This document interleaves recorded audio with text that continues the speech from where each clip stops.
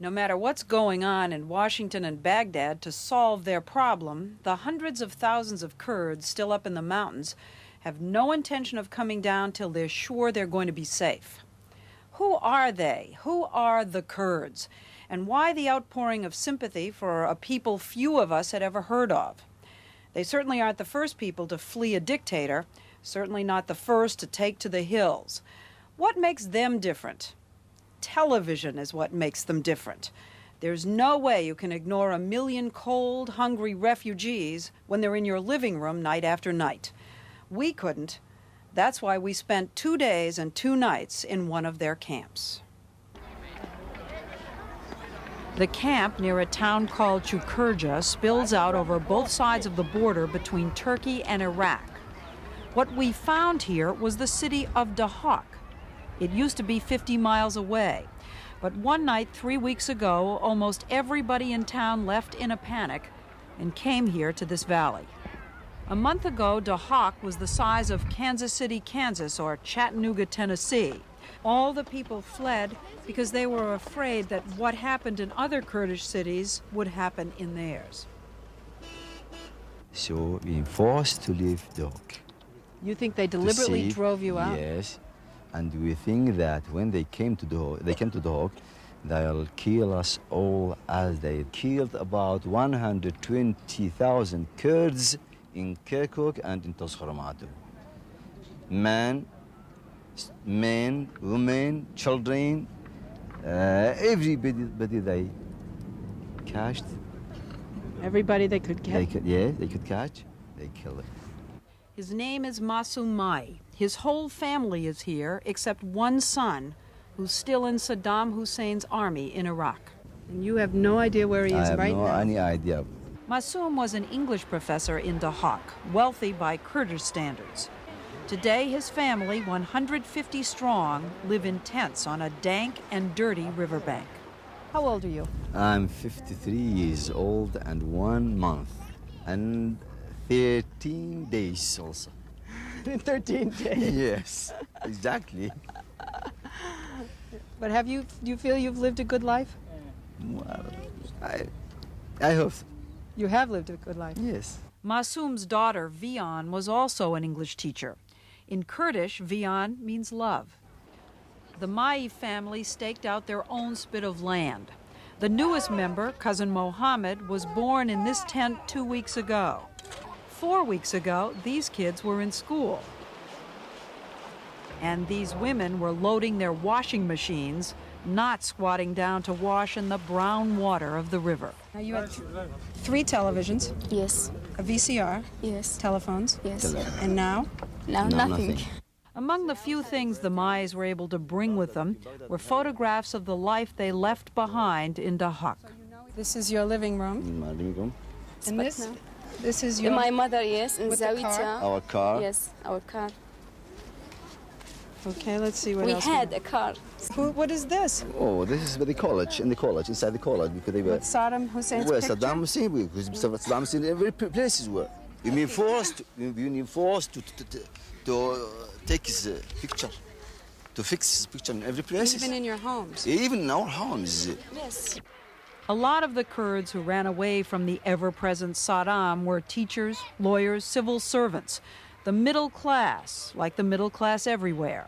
They did not know how to survive in the nature. Huh? Christian Commencé is a French doctor working in the camp. They are not peasants, they are citizens. What do you mean they're not peasants? Where are they from? Tell us. Oh, they come from cities, small cities, large towns. Huh? They cover all the slices of the society. Huh?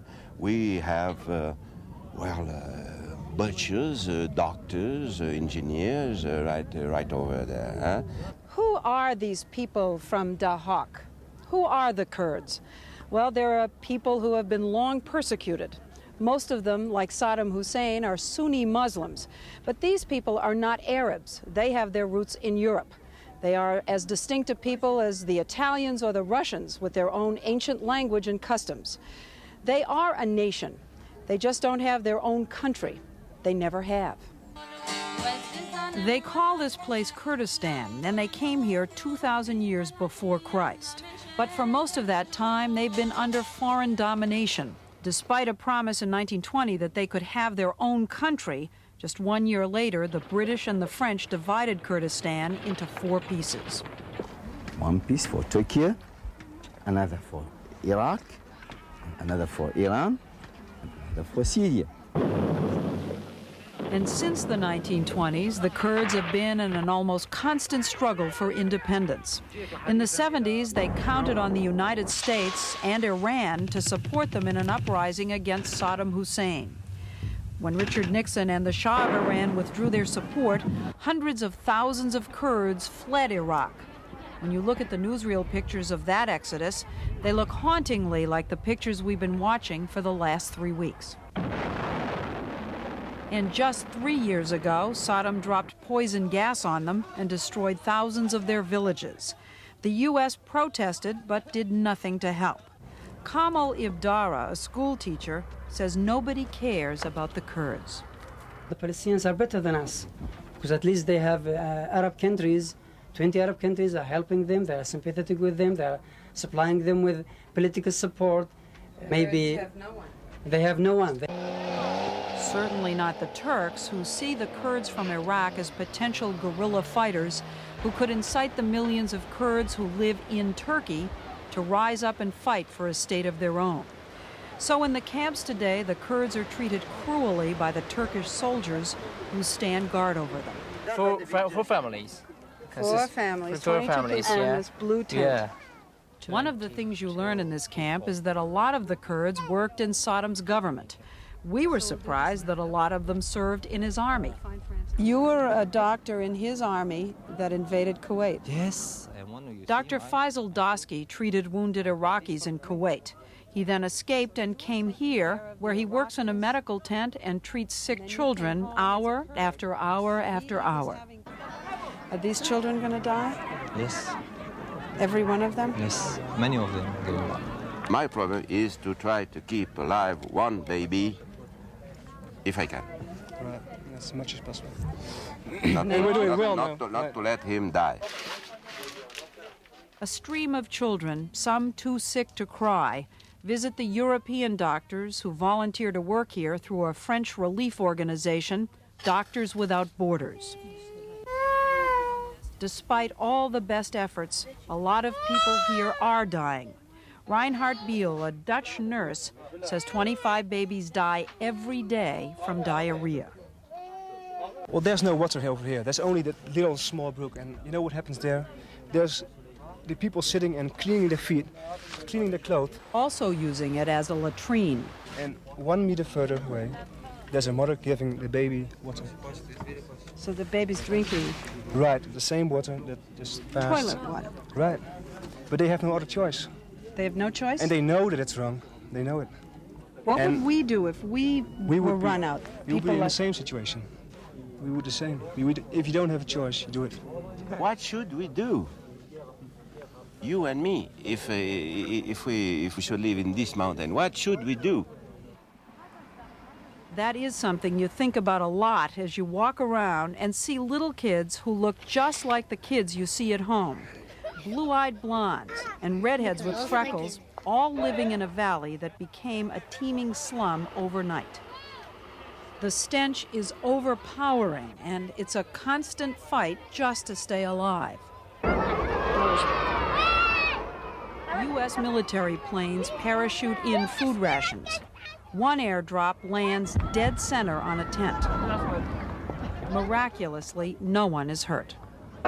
She shouted for everyone to leave the tent. She could tell that it was coming? Yeah, because she knew about The morning we arrived, there was a near riot when the food trucks came, the strongest men grabbing and hoarding.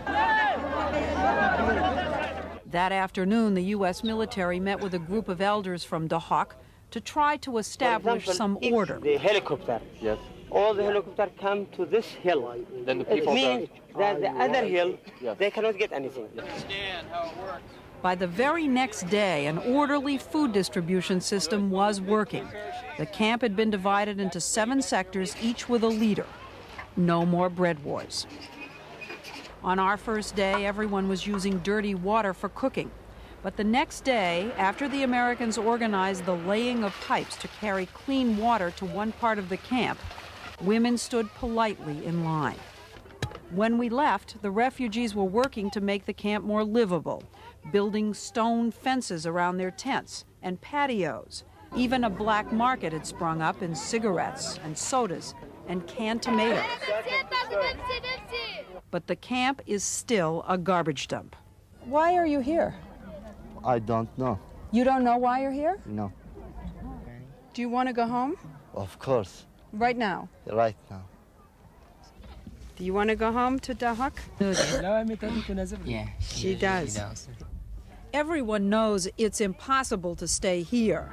But what are their choices? Sons Magid says she'll go back to Dahak only if the U.S. guarantees her safety.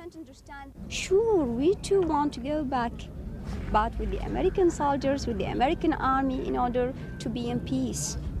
So you want the American army to bring you back and stay there? Is that what you're saying? Okay, we will help the American army, and the American army will help us, so it's a kind of cooperation between us and them. But many, like Saeed Mohammed, say never, as long as Saddam Hussein is in power. I prefer dying here to go back to Iraq if Saddam's still in the reign. Relief workers say there's an emotional pattern in camps like this, with the survivors going from periods of elation to bouts of depression and despair because of the boredom and the sense of loss. The Kurds of Iraq have no idea when or even if they can recover the lives they once had. But the people we met haven't given up hope. I've met a lot of people from Duhok. Yes. And every time I say, you're living like this, it's terrible, they smile the way you just did and say, yes, we have nothing. And then you smile. Yes, because this is ironical, I can say it. You see the irony in it. Yes. We smile because we have saved ourselves, our souls, our spirits. You see? Let me ask you, now that you're here, what your dreams are. You lost your dreams? Today, I have no any dreams except to return to my town, to my village, to my land, and to see myself live as a human being with my old people. What about your dreams? Yes, I left my dreams at the boundaries of Iraq, at Dahak. Yes, now I have no dream. I have nothing, only to return to my home, to see my brother. It's tough not to get caught up in the emotion of a story like this, and you try hard not to. But you do come away hoping that cousin Mohammed and all his Kurdish cousins grow up under the watchful eye of someone other than Saddam Hussein.